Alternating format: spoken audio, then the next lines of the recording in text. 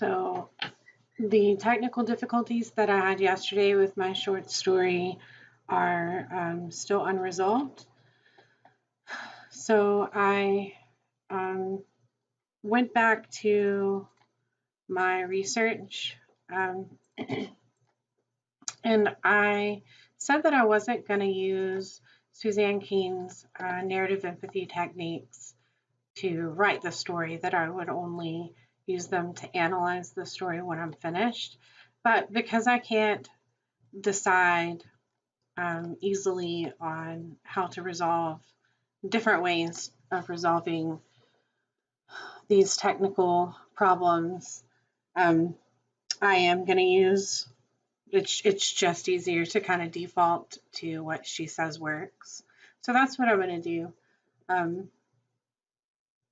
I am having some trouble like I thought I would. Yesterday was great, but I realized that it might have been easy because I didn't really dig in. I worked out some more surface level revision, and now that I'm getting deep into the story, is where I'm having the trouble that I expected to have with kind of, well, the creativity side and focusing. So that's where I'm at. I am going to continue working, and I will let the screen capture run.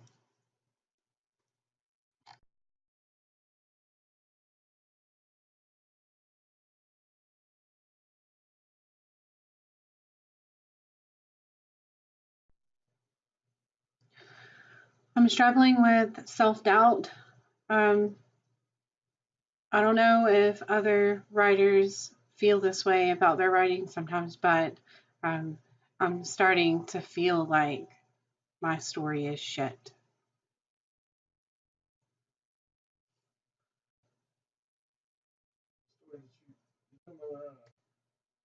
One you're working on? Yeah. It's a great story. Very powerful.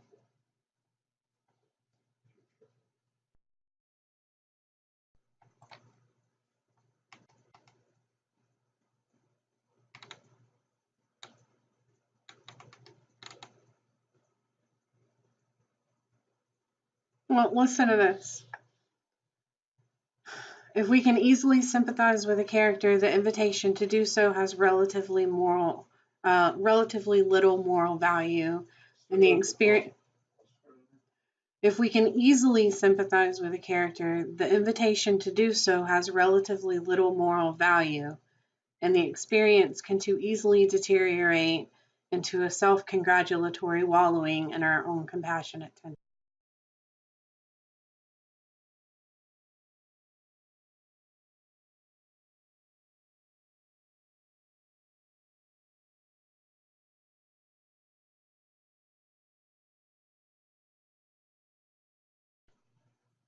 Okay, here's another caution.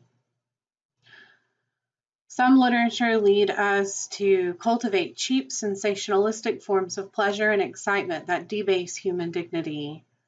Others, by contrast, show what might be called respect before a soul, in the way the text itself depicts the variety of human goals and motives, and also it may be in the interactions among characters it displays. The part that I'm worried about is cheap, sensationalistic forms of pleasure and excitement that debase human dignity. Oh no! Okay. I have to pause right here because I have to teach an online class. So be back.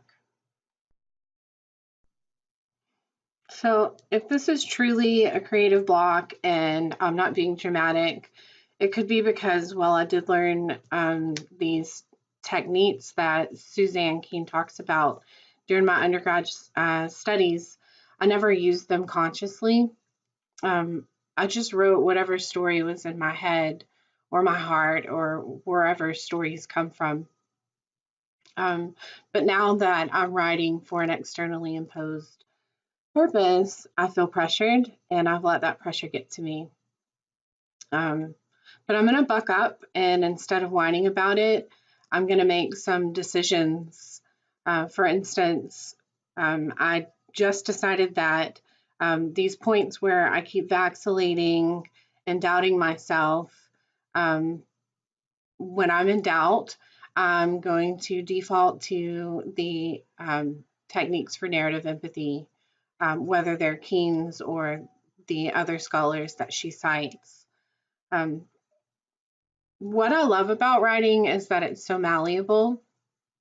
I'm going to pour some words into this document, and if I don't like the story that emerges, then I'll make some changes. And if I don't like the story after I make those changes, then I'll make other changes. And when I'm done, I'll have um, some stories to choose from, and I think it'll be good. And that's writing.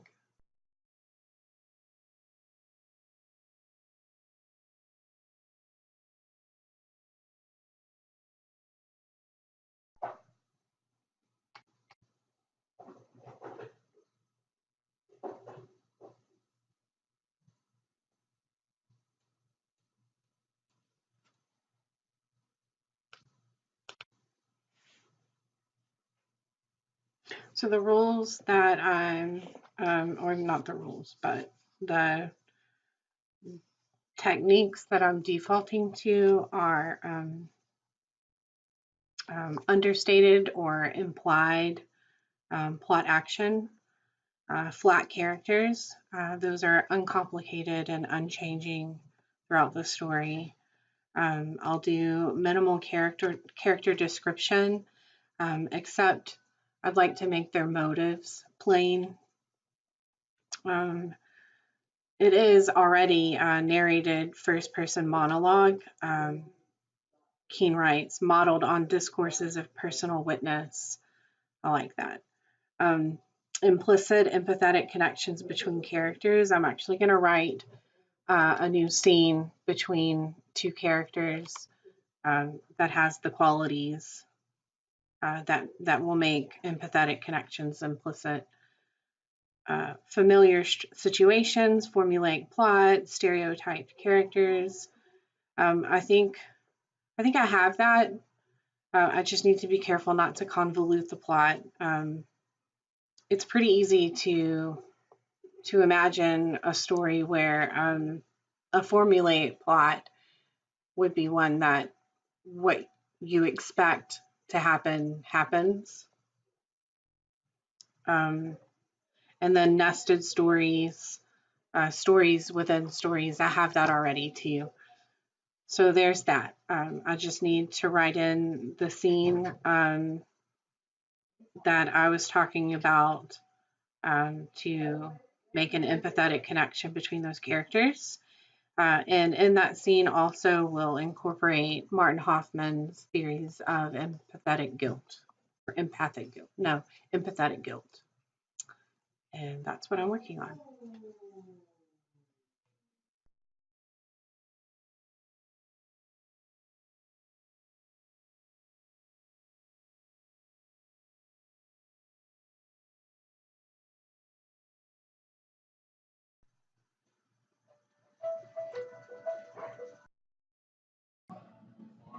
So at Summer Moon now, it is Tuesday. Kids have wrestling practice, so I'll be here for about an hour and a half.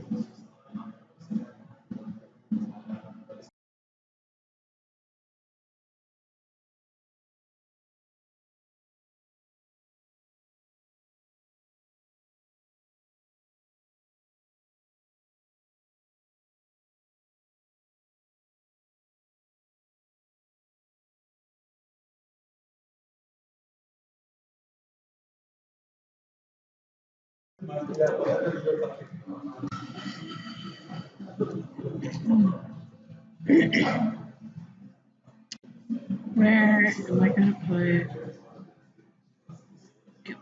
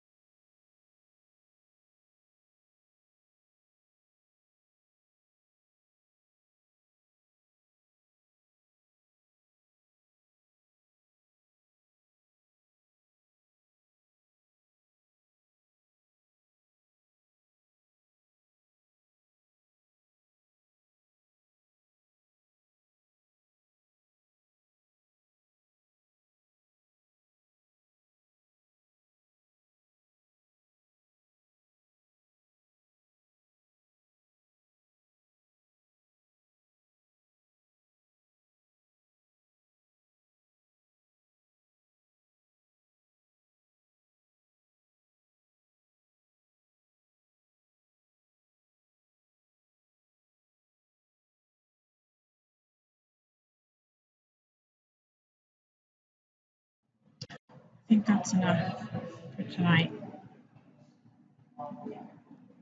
I can't find a place to work in a scene between Jenny and Mimi to establish an empathetic connection. I wanted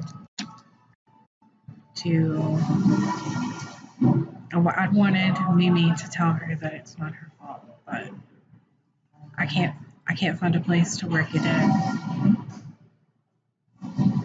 So I'll think about that and come back to it tomorrow. So that is it for today. Tomorrow.